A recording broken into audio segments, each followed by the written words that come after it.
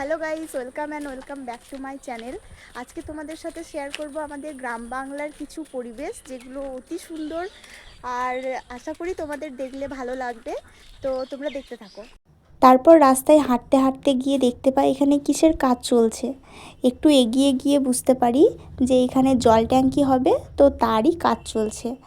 তো এটা খুবই দরকার, এটা হওয়াতে আমাদের মতো সাধারণ মানুষদের খুবই উপকার হবে। তারপর দেখছি কাকিমা জেঠুমারা সব কাঠ কেটে নিয়ে আসছে বন থেকে। একটু দূর এগিয়ে গিয়েই দেখতে পাই কিছু ইউক্যালিপটাস গাছ বসানো হয়েছে। তো খুব সুন্দর লাগছিল জায়গাটা দেখতে।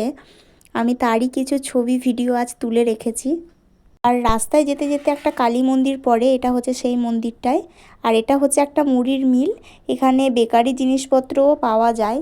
আর গোটা মাঠ ভর্তি সর্ষের ক্ষেত, কতটা সুন্দর লাগছে দেখো, মানে অসাধারণ লাগছে। আমি তো নিজেকে সামলিয়ে রাখতে না পেরে আগেই ছুটছি আগে মাঠের দিকে।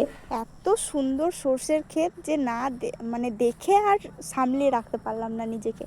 তো চলে এলাম, গোটা মাঠ সর্ষেই ভরপুর। আর এদিকে লিপি ভিডিও করছে। আর এইদিকে দেখো, এই দিকটাতে পুরোপুরি সর্ষের ক্ষেত রয়েছে। আর এই মাঠটাতে নেই, পরের মাঠটাতে আবার রয়েছে। তো আমরা এখন মাঠে বসে রয়েছি, পিছনেই রয়েছে সর্ষের ক্ষেত, খুব সুন্দর লাগছে। এইগুলো একমাত্র গ্রাম বাংলাতেই আমাদের থাকে, তাই না? এগুলো তো শহরের মানুষ কিভাবে বুঝবে? বুঝবে ফিলিংসটা কোনদিন বুঝতেই পারবে না। তার জন্য আমাদের গ্রামে আসতে হবে।